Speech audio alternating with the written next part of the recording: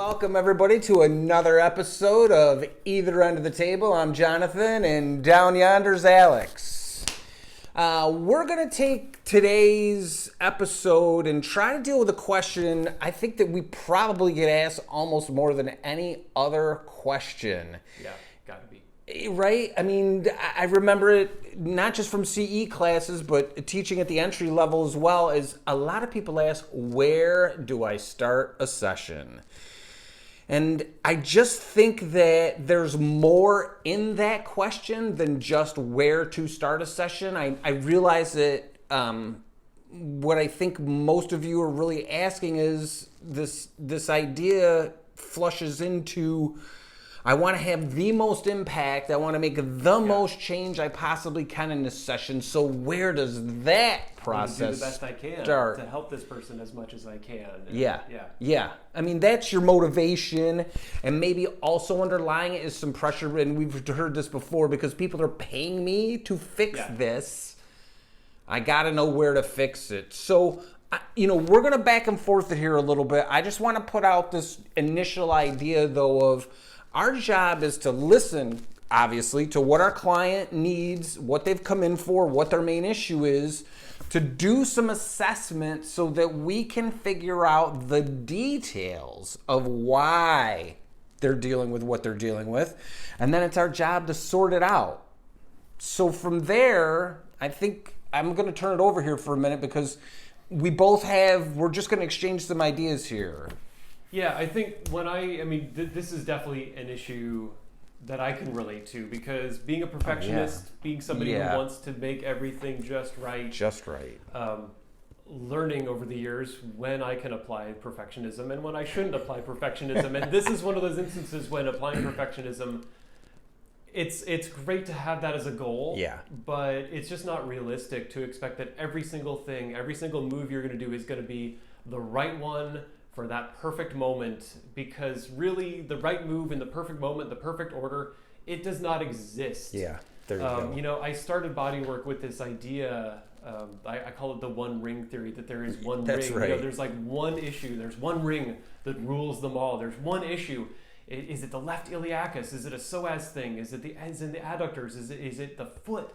Like, there's got to be one thing that I can find that's going to unlock everything, and people are going to be perfect and are going to be singing my praises for years. Like, I changed their life and, everything like that, and sending me tons of clients. But there are very few moments like that. They do happen every now and again. Something like that happens. But for the most part, even if there was a foot issue that started it 30 years ago, you've been living with that foot. The knee has had to change. The other knee, the weight is probably shifted over to the other leg to avoid pressure on the foot. That's going to change the hip dynamics, which of course changes the spine dynamics. It's a cascading influence, and it's like that foot issue, even if I could resolve it, wouldn't change the hip issue, the other hip issue, the back issue, because those have become their own thing. Right. And so I think part of the reason I'm talking about this is because there's also this issue of complexity that I think overwhelms us. It definitely overwhelmed me when I first got into this field and was trying to figure out, what do I do? And then I discovered structural integration and what Rolfers are doing, and the series, and this sense of just, it kind of blew open the doors for me, and I felt like I was brand new in the field again, and I didn't even know where to start, where to finish. And I think that's where people get wrapped up. They get really locked in this idea that it's like, I don't have a clear beginning, middle, and end. I don't know how the flow is going to work. How can I finish it up in a session and have them walk out having their issue addressed, and having the change happen. And it just, where we start, on some level, it doesn't really matter where you start. If you work enough with something, the issues will start to be discovered. I've been doing this for 20 years now or so, and I'm just working with a new client, and 2 or 3 sessions in, I finally, the light bulb hit of where they're really holding it. It took me 2 sessions of trying out different things to figure out where I could meet them best. Yeah. And I feel like if you're standing there looking at somebody trying to figure out where do I start, or just even listening to them. And if you haven't even looked at them yet, like look at assessment, because posture, gait, even just the way they sit, the way they gesture is going to be affected by the types of holding they have. So there's all kinds of clues about structure and where you might be able to find things of where they're holding. But ultimately, as we teach workshops, there's a lot of times where, we'll have somebody up and, you're over on one side of the classroom being like, take a look at that hip. And I'm over the other side take a look at that rib cage. Yeah. And there's people being like, I don't see any of that, but I do see the foot that's turning out. Whatever. Then start there. Yeah. Start at what you can see. Yeah. Start at what you understand, what you can wrap your head around. Yep. And as much as you can, and I try to think of this too. It's like I always have this in my mind of, what would one of my teachers back in massage school do? What would this visceral manipulator that I work with do? And it's like you have to realize you're not them. You're here now with this individual. And what do you see? That's where you start. Yeah, Alex, there's so many good pieces in there. I'm going to hone in on one, though, in particular, because Alex talked about the complexity, the complexity of it all.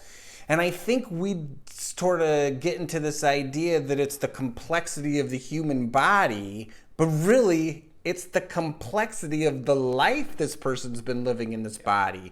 So when someone's had a foot, injury, as Alex said, or, the 10 other things that start to change around that foot show up in your office, and your client's complaining of A, B, and C, and you're like, well, how does this all fit together? You don't exactly have to know. You just have to have a ballpark, and you have to have the willingness to start, like Alex said, looking for some of those clues. Is it compensatory? Oh, is this in the root of the problem? I don't know quite yet. And I would say this to you all as well, because it's not just students who ask this question. I think a lot of my clients also are like, well, why? What are we starting? How are we doing this? Or how many sessions is this going to take? Which all seems like the root of the same question. So I would say this as well to another point that Alex made. Yeah, starting somewhere has to happen, right? You just got to get in and do some work. There are times when something does look so complex to me, I'm like, I'm going to start with this piece of the puzzle because I feel like I really recognize this. And as I start to work with tissue and understand my client's response to it, or start to see some things, or as their posture marinates in my head as I do work, that's where I'll start. And then there are other times where I see something that I don't understand and think, it's probably better for me to start there today because I've only got an hour and a half with this person. There may be way more going on in this piece of the puzzle than I know.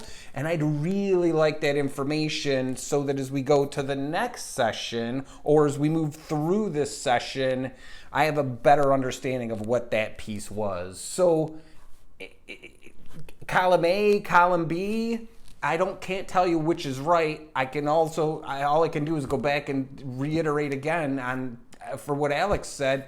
Just start somewhere and move forward. I think a bigger message, that I guess we're trying to illuminate here, and so I'm just going to say it, very formally, is that it's a process. Yeah, doing body work is not just, oh, here's this problem, here are the, problem A, here's solution A, boom, done, see you later, call me when you need me again, kind of a thing. It's the human body is so complex, our patterns between psychological, emotional, physical, injuries, like patterns, there's all kinds of different things that are influencing things, and you never quite know. You could have two clients walk in with the same basic structural arrangement. That is excellent. But because there are two different minds controlling those bodies, you're going to have a very different experience from one to the other. Yeah, that's a great point. So it really, it just, for me, it speaks to the process that I have come to appreciate over the years. Because when I started, I had this idea that, it was problem A, solution A, problem B, solution B. Maybe you had problem B and C, and you had to do, a couple things. But it's really... And I always tell my clients, I will do my first session as best I can so that you are as balanced, so that if for some reason the rapport is just not there, my work is not for you, you're not walking out of here in circles. Right. Cursing my name for weeks until you can get somebody else to balance it out. Yeah. But I'm going to work in a way that will do as best I can in this moment of balancing you so that you're not going to need another 5 sessions to get it balanced out. But at the same time, realizing bodywork is a process. Yeah. It usually takes about 2 or 3 sessions to start to really wrap my head around what's going on in this structure and how best I can address it. Yeah. It reminds me of an exercise we did years ago. Actually, it wasn't even that long ago. Maybe it was just last year, but it was like the pandemic seems to have just erased a whole year of my existence. Yeah. But basically what we did is we had one person. I think we started with 3 people. We did our usual introduction to body reading. Yeah. Posture, what do you do? What are you noticing? Illuminating all the different things. And then we had 2 people step off. So it was just the one person we decided, let's take a deeper look at this person. Yeah. And it would be like 3 sessions with Alex and Jonathan. Yeah, And then you went through, here's how I see. If I had 3 sessions, that's right. Here's what I would do. Here's where I would start. Here's where I would go next. Yeah. And I had the same kind of thoughts. That's right. And we each shared our thing, and I think it was like you were going to start with the hip. I know exactly who it is now. Yeah, the rib cage. No, I was the rib cage. You were the hip. Yeah. Dude, I just thought that until I could get that rib cage moving, there was no way I was unlocking the pelvis. And I think I can't do what I need to do for the rib cage until it has a really solid platform for it to be on. Yeah. Which again, clearly is, our mission was the same, but our route was slightly different. Yeah, I do remember. That's a good one to. And I felt like it was illuminating for some of the students too, to see that there isn't the one path to follow to structural enlightenment. There are infinite paths. There are infinite paths. Yeah. I mean, again, for sure. Yeah, I think it's born out of because I listen, and when a client contacts me, a brand new client, I'm usually like, listen, you've got to give me 3 sessions to figure this out. And I book them that way, but I do in the same way that Alex does. Listen, after the first session, if you were like, this guy's crazy or this isn't for me, I never went on the table again, then that's fine. And I do my best work in that first session to gauge everything around it. But I need a few sessions to start thinking about it, to work through the process, to have some discovery, to be home 3 hours later being like, hey, how come I didn't look at that serratus? Yes. So the pressure of being able to fix everything, and this is something else Alex and I have said in a lot of classes, listen, even if you could have a 12-hour session with somebody, it's not going to work. The human body can't make that much change successfully on any level. It's very, very, traumatic, even though it's meant in a good way. So think about what you do, what you know, who you are, bring that to the table every time with the investment and the desire, Alex said, of getting to that perfect place, but also knowing that you're never going to get you or your client there, really. Yeah. Just get started. Just get started. Do some work. Learn from what you're doing. Pay attention to what's happening. That's our suggestion. And if you got questions... Yes. I know a guy at the other end of the table who might have some answers. So that's today's video podcast. I hope you're impressed that I matched my shirt to the table. I color coordinated on your behalf. Thank you. I didn't get the memo. Well, next time. We'll have some more video podcasts out there soon for you all. Make sure you check the website. Go to the YouTube channel. Of course, share and like as much as you can, all right? We appreciate you all a lot. We cannot wait to be seeing you in person soon. Yeah, we hope you find these helpful. Keep doing what you're doing. Yeah.